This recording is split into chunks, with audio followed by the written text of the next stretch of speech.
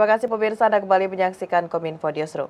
Pemirsa, Publisher Act menjadi upaya Kementerian Kominfo dan Dewan Pers serta organisasi pers mewujudkan keberlangsungan media yang adil, baik media digital maupun konvensional. Dengan adanya Publisher Act ini, maka tercipta regulasi yang menyehatkan ekosistem media dan menjaga ruang publik yang beradab. Dan pemirsa, saya akan mengajak Anda untuk menyimak perbincangan lebih dalam mengenai Publisher Act bersama dengan rekan kami Bilkis Sabila yang telah direkam beberapa waktu lalu. Dan berikut tayangannya untuk Anda. Terima kasih pemirsa, Anda masih bersama kami dalam Kominfo Newsroom. Pemirsa, Publisher Right atau hak cipta jurnalistik merupakan regulasi yang mewajibkan platform digital untuk memberikan nilai ekonomi atas konten berita yang diproduksi. Ini menjadi upaya dari Kementerian Kominfo dan juga Dewan Pers dan juga peserta organisasi pers yang mewujudkan keberlangsungan media yang adil, baik media digital maupun konvensional. Dengan adanya Publisher Right ini, maka akan tercipta regulasi yang menyehatkan ekosistem media dan menjaga ruang publik yang beradab. Untuk membahas lebih lanjut dan lebih dalam, sudah hadir bersama kami Ketua Dewan Pers, Ibu Ninik Rahayu. Assalamualaikum, selamat sore Ibu Ninik. Waalaikumsalam, selamat sore Mbak, selamat sore para pecinta acara ini. Kita Baik. mau ngobrol apa nih Mbak? Baik Bu Ninik, sebelum kita membahas lebih dalam mengenai Publisher Right, namun pemirsa sebelumnya juga ingin tahu sebenarnya secara keseluruhan apa peran dari Dewan Pers dalam Publisher Right ini Bu Ninik? Silakan. Ya, sekarang ini Dewan Pers dan isu keberlanjutan media mungkin tampak seakan-akan sesuatu yang terpisah gitu ya. Tapi sebenarnya saling terkait erat. Dewan Pers menjaga standar etika tidak hanya penting untuk integritas jurnalistik, tetapi juga membantu membangun kepercayaan dan kredibilitas khalayak yang pada gilirannya dapat mengarah pada keberlanjutan keuangan yang lebih besar, yaitu bagi pers kita. Nah, tantangan kita soal media sustainability dan Dewan Pers ini, kita memandang bahwa bagaimana Dewan Pers dan keberlanjutan media, ada banyak hal yang dihadapi industri media di Indonesia saat ini.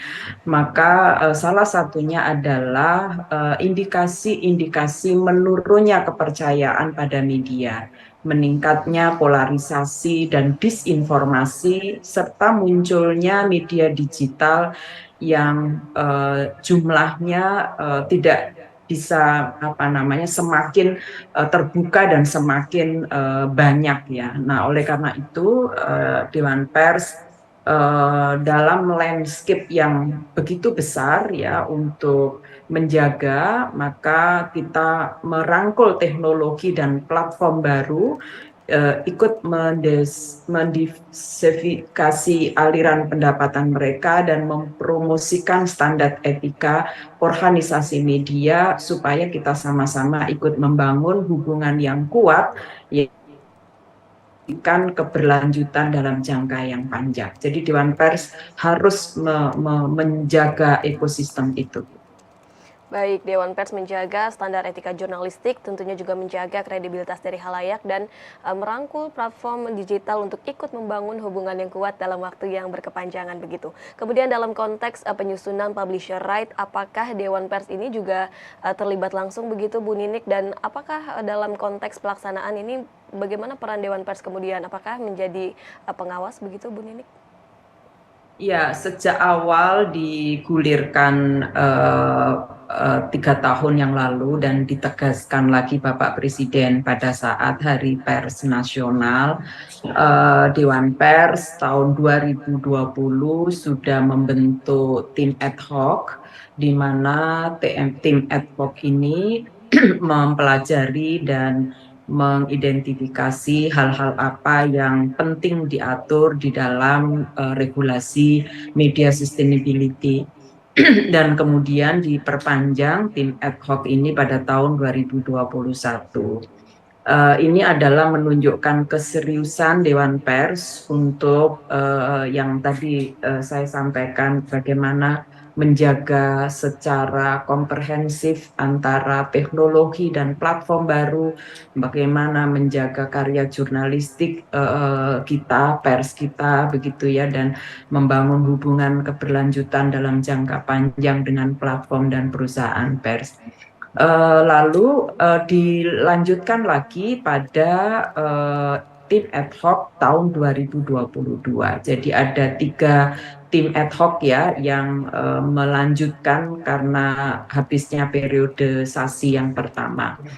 Dihasilkan kemudian satu draft yang tentu saja di sana sini masih ada aspek yang perlu diperhatikan, terutama terkait dengan apa sih tujuan pengaturan regulasi ini, begitu ya, apakah regulasi ini mampu mendorong ekosistem jurnalistik yang berkualitas, yang profesional, atau justru sebaliknya, apakah mampu memberikan keadilan gitu ya kepada perusahaan pers dan platform, atau justru sebaliknya. Jadi pengaturan regulasi publisher right ini tidak semata-mata soal bisnis, tetapi ada hubungan yang kuat ya untuk memastikan keberlanjutan jangka panjang seperti yang tadi saya sampaikan antara teknologi, platform, dan karya jurnalistik dan pers kita supaya tetap independen, supaya tetap baik. Nah, Dewan Pers sejak bulan Januari kemarin kemudian menghasilkan draft yang secara resmi kita usulkan kepada Bapak Presiden, dan kita juga berikan kepada Kominfo, yang kemudian Kominfo kan ditunjuk sebagai leading sektor yang memiliki izin prakarsa ya. Nah, lalu kami melakukan dialog-dialog, di mana dialog-dialog yang kami lakukan poinnya adalah agar untuk kita memastikan bahwa regulasi yang mengatur soal publisher right ini tidak keluar dari prinsip-prinsip pengaturan independensi pers, ya, membangun pers Indonesia yang lebih baik sesuai di Undang-Undang 40 tahun 99. Baik, hak cipta jurnalistik ini untuk menekankan semangat kesetaraan tanggung jawab antara penerbit dan juga platform digital, begitu, yang merupakan juga regulasi ini untuk menegaskan agar kedua pihak ini menjalin kolaborasi untuk membangun jurnalisme yang berkeadilan, begitu Bu. Kalau boleh dijelaskan kepada masyarakat, Bu Ninik, sejauh ini progres dari draft penyusunan itu sudah sampai mana? Terakhir, apakah terakhir sudah sampai ditandatangani oleh pihak terkait, begitu, salah satunya termasuk Dewan Pers, hingga saat ini prosesnya sudah sampai mana, Bu Ninik? Ya, memang proses legislasi itu kan selalu ada dinamika ya, dan salah satu bentuk dinamika itu bagaimana membangun partisipasi semua pihak yang memiliki dampak langsung dengan peraturan ini ya.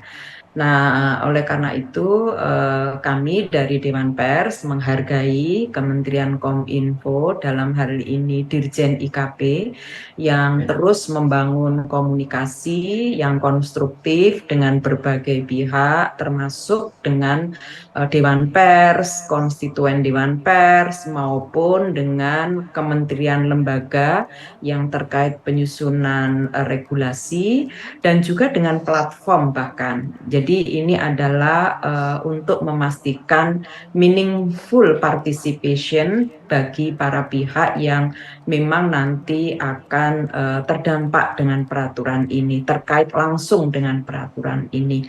Nah, mempertimbangkan itu, Dewan Pers sudah membuat penyikapan ya. Terakhir kita juga berkirim surat kepada Bapak Presiden yang juga kami tembuskan kepada Kominfo, terutama Pak Dirjen IKP, untuk Dewan Pers tetap pada sikap draft yang diusulkan, yang dikirim kepada Bapak Presiden pada bulan Februari yang lalu, Februari yang lalu, begitu ya. Intinya adalah kita dalam menghadapi industri pers ya, apakah itu perusahaan pers maupun perusahaan platform dan berbagai inovasi dan pertumbuhan, kerjasama ini tetaplah memprioritaskan isu-isu penting kita, yaitu menciptakan lanskap media yang berkelanjutan dan beretika. Itu satu, artinya tetap berpijak pada Undang-Undang 40 tahun 99 tentang pers.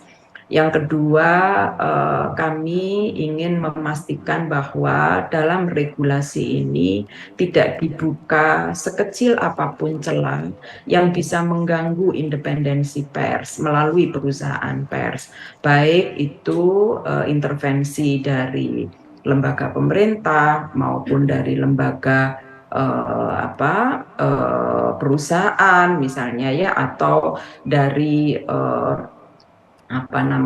dari unsur pihak ketiga atau unsur masyarakat yang memberi potensi tidak berjalannya independensi pers kita. Oleh karena itu, kalau ditanya apakah sekarang ini sikap Dewan Pers sudah tunggal, insya Allah sudah. Jadi kami tetap ingin agar inovasi-inovasi dan pertumbuhan-pertumbuhan yang memang sedemikian progresif ya terhadap pers kita tetap bekerja sama memprioritaskan isu-isu penting yang bisa menciptakan landscape media yang berkelanjutan dan beretika. Mudah-mudahan tidak terlampau lama, tetap berpegang pada Undang-Undang 40 dan kalau misalnya bersepakat dengan usulan yang sudah pernah disampaikan Dewan Pers, mudah-mudahan itu tidak terlampau lama untuk bisa diputuskan. Begitu, Mbak. Baik, komunikasi ini terus dilakukan terkait dengan penyusunan regulasi dan tentunya kita harapkan semua bahwa memang proses untuk penyusunan ini tidak berlangsung lama begitu ya Bu. Kemudian skema seperti apa kiranya yang cocok Bu Ninik untuk pembagian pendapatan antara platform digital dan juga penerbit atau dari pengarang konten ini sendiri Bu? Ya, seperti yang tadi saya sampaikan, karena kita ingin landscape media yang berkelanjutan dan beretika itu bisa diwujudkan, maka satu, dia tetap berpegang pada Undang-Undang 40. Artinya, menggunakan standar-standar perusahaan pers dan penyelesaian yang mendasarkan pada Undang-Undang 40 ya, karena memang tujuannya seperti yang tadi saya sampaikan, bagaimana keberlanjutan media kita, industri media kita itu tetap menggunakan standar etika dan memikirkan kelangsungan jangka panjang. Maka ini dua-duanya harus diperlakukan, memperlakukan ekosistem ini sebagai tujuan utama. Yang kedua, sebetulnya ini kan hubungan transaksional antara B2B ya, bisnis to bisnis yang di luar tanggung jawab pada keberlangsungan tadi ya, untuk jangka panjang, untuk ekosistem yang pers kita yang sehat, yang profesional. Kita juga memikirkan hubungan bisnis to bisnis antara media, perusahaan pers dengan perusahaan platform. Maka hubungan ini adalah hubungan kontraktual, hubungan perdata, hubungan kesepakatan yang sesungguhnya perlu kita serahkan kepada para pihak sepanjang tadi terjaga ya, yang standar etikanya dijaga, kelangsungan hidup jangka panjangnya dijaga gitu ya, membangun kepercayaan dan kredibilitas dengan baik gitu ya. Itu sukses dua-duanya lah. Jadi ini kesepakatan mereka saja ya. Tetapi kalau misalnya di antara keduanya tidak tercapai kesepakatan, karena kesepakatan itu sekarang sudah ada contoh-contohnya. Pada saat Hari Pers Nasional itu ada salah satu perusahaan pers di Cirebon itu berhasil membuat kesepakatan dengan Google ya, dan mendapatkan pendapatan dari iklan yang didapatkan, dan itu terjadi kesepakatan antara B2B. Nah, ketika kesepakatan itu terjadi, ya sebetulnya itulah yang disebut dengan undang-undang. Undang-undang itu adalah tertinggi adalah kesepakatan para pihak gitu. Nah, baru kalau misalnya terjadi perbedaan pendapat, ya ada yang merasa dirugikan dan ingin mendapatkan penyelesaian, maka Dewan Pers mengusulkan tetap berada di bawah Dewan Pers. Dewan Pers itu kan punya pokja pengaduan ya.